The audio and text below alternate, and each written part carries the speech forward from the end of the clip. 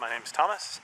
This is, I believe, part 7 of the duck coop build. I'm not sure, honestly I don't remember where I left off the last one. I should be better about reviewing my videos. I think I had the whole thing painted and maybe part of the roof on. So here, I finished off the roof.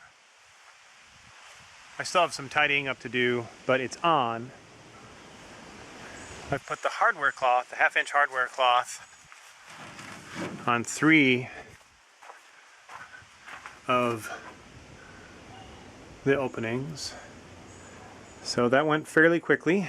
So I just need to do 1, 2, 3, 4, 5, 6, 7, 8, 9, 10, 11, 12, 13, 14, 15 more sections. I've got the duck door open.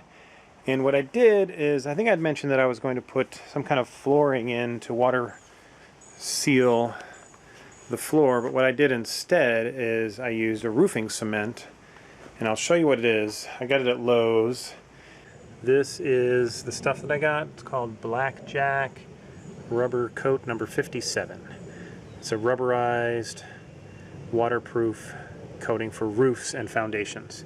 I went ahead and cut 4x8 sheets of plywood, ripped it in half, and nailed them all up to the perimeter. So I've got a 2-foot high wall all the way around the interior perimeter, and then the duck opening, and then I've got these doors treated on the inside.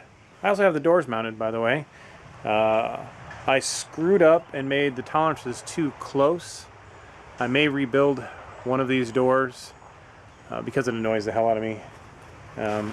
But I had to do some surgery on this 2x4. It's now a 2x3/4. Actually, I guess it's a 4x3/4. Anyway, so I had to trim it down so the doors would close. So that's a lesson learned. And then this piece here, I have it treated, and then what it's going to do is it's going to notch in right here, and it's going to just sit across here. So when we open the doors, if any ducks are still in the house, they can't come out. We can control, where they are. So it'll kind of be a little short 2-foot wall going across the opening. So when we open the doors, we can kind of shoo the ducks out of the opening, and then we can lift this panel off and go in and clean or whatever we need to do, fetch eggs, that kind of thing. It's just a little extra thing. I'm not sure it's needed, but I had the lumber left over. So essentially, like I said, I got two 4x8 sheets of plywood, and I needed one for that wall, one for this wall, or half of one, and then the other half is this wall. So it works out. And then the roof, I still have to finish cleaning it up. But we are days away from getting this ready for occupancy by the ducks. I just have to finish those sections of hardware cloth, put the apron down, and of course that needs to dry. I just put it in probably an hour ago, and it's actually starting to feel, it's not even tacky anymore. Yeah, it's not even, a little bit. It's supposed to cure for 24 hours. It doesn't smell really at all. There's a little bit of an odor, but it's not horrible. I've read other people use these for their other people have used these for their chicken coops, and they said they've had happy, healthy chickens for 3 years with this stuff lining the floors. So we're going to give it a go, and that should protect the wood from any moisture from the ducks.